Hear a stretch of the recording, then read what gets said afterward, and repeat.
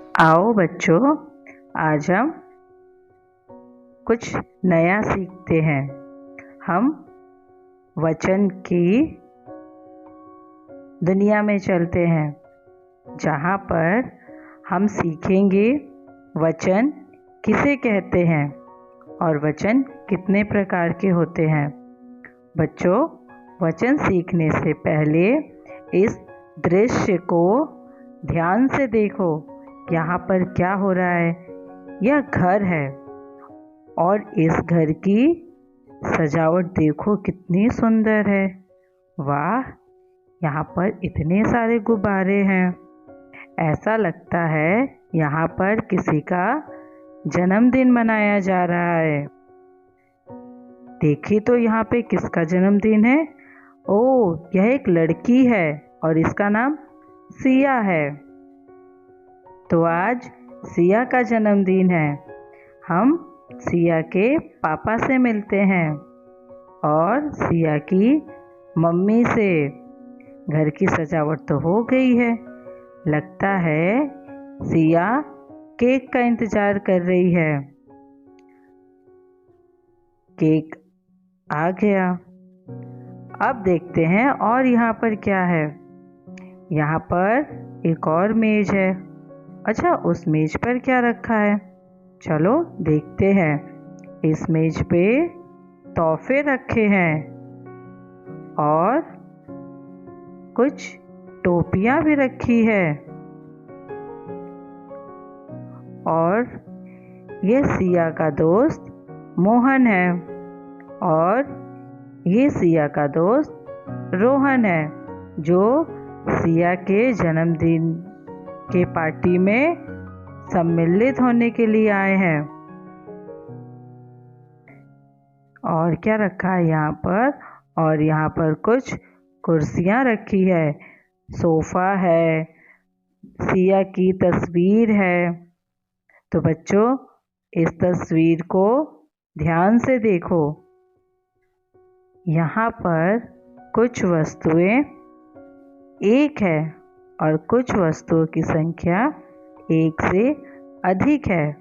अब हम इसी दृश्य को आगे और समझते हैं कि कौन सी वस्तुएं एक थी और कौन सी वस्तुएं एक से अधिक।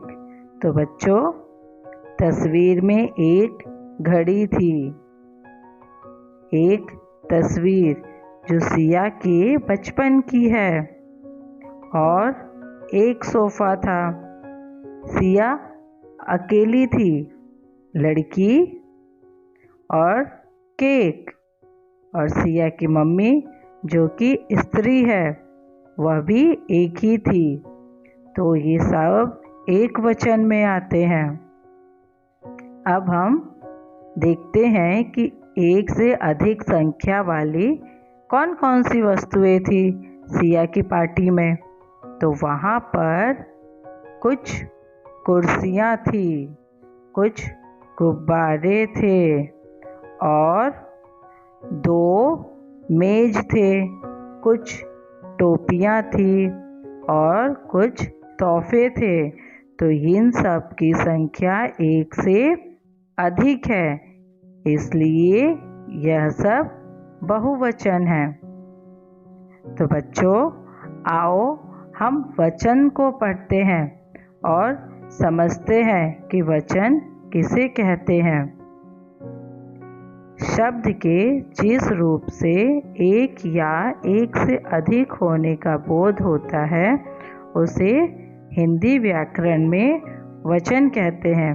तो बच्चों, जब हम किसी वस्तु, प्राणी या स्थान की संख्या को गिनते हैं और जब वह एक हो तो वह एक वचन होता है, और जब वह एक से अधिक हो तो हम उसे वचन कहते हैं।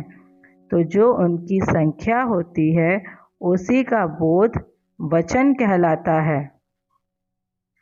वचन कितने प्रकार के होते हैं? बच्चों, वचन 2 प्रकार के होते हैं, एक वचन और बहुवचन। एक वचन एक वस्तु होने का ज्ञान कराता है जैसे यह एक गाड़ी है। और बहुवचन एक से अधिक वस्तुओं के होने का ज्ञान कराता है। जैसे 1, 2, 3, 4, 5।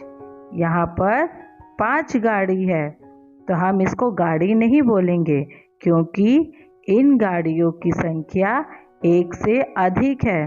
तो यह क्या बन जाएगी? यह गाड़ियाँ। यहाँ पर वचन बदल गया है, एक वचन से यह बहुवचन बन गया है। आगे हम एक वचन को और अच्छे से समझते हैं।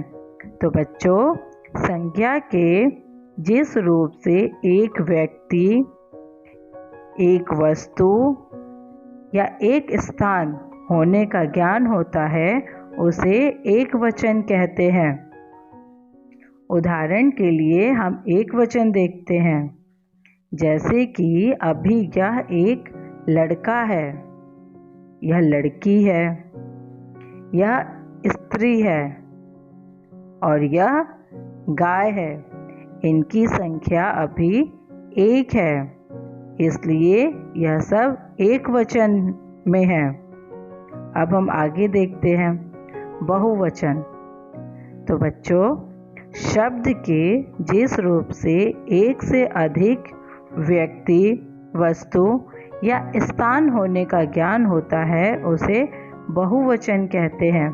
जैसे यहाँ पर लड़कों की संख्या बढ़ गई है, तो ये लड़का से लड़के बन गया और लड़की से लड़कियाँ, स्त्री से स्त्रियाँ और गाय से गाय।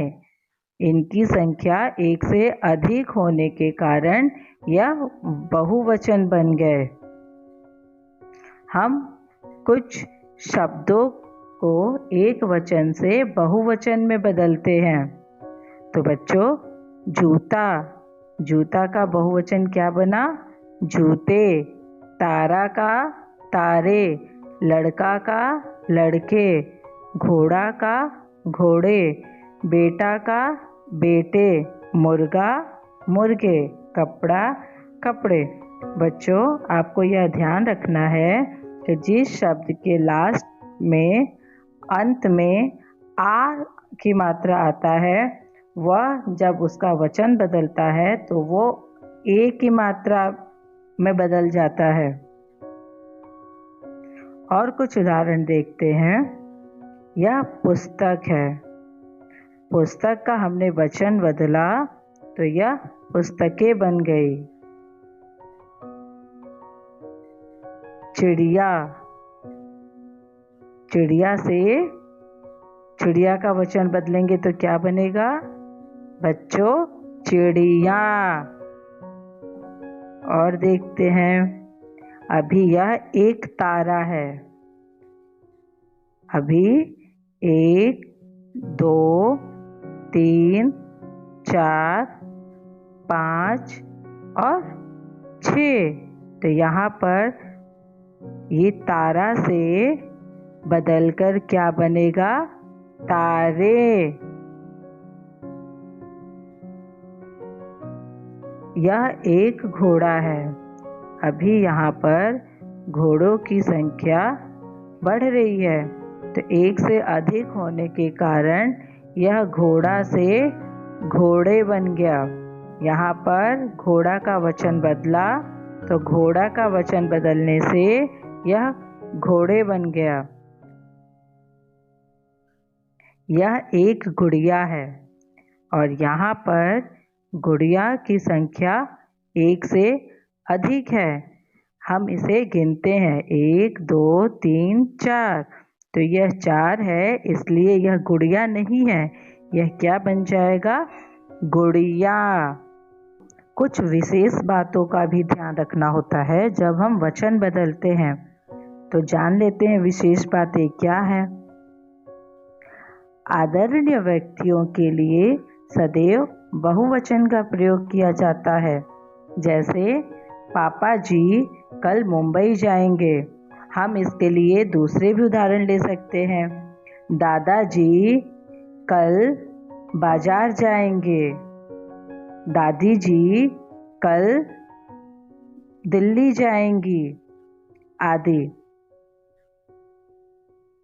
संबंध दर्शाने वाली कुछ संज्ञाएं एक वचन और बहुवचन में एक समान रहती है, जैसे ताई, मामा, दादा, नाना, चाचा, मामा आदि।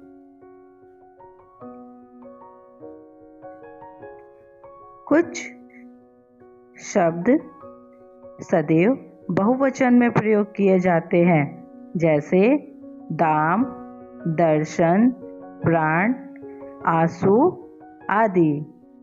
अभी आपने वचन की परिभाषा और वचन के प्रकार पढ़ा। अभी आपके लिए यह गृह कार्य है और आपको इन सारे शब्दों के वचन बदलकर यहाँ पर लिखना है, जैसे कहानी, कहानियाँ, मक्खी, मक्खियाँ, तिथि, तिथियाँ, लड़की, लड़कियाँ, महिला, महिलाएं, तितली, तितलियाँ, रोटी, रोटियाँ, खिड़की, खिड़कियाँ। तो बच्चों, आशा है आपको वचन की परिभाषा और वचन के प्रकार समझ में आया होगा। धन्यवाद बच्चों। Bye bye.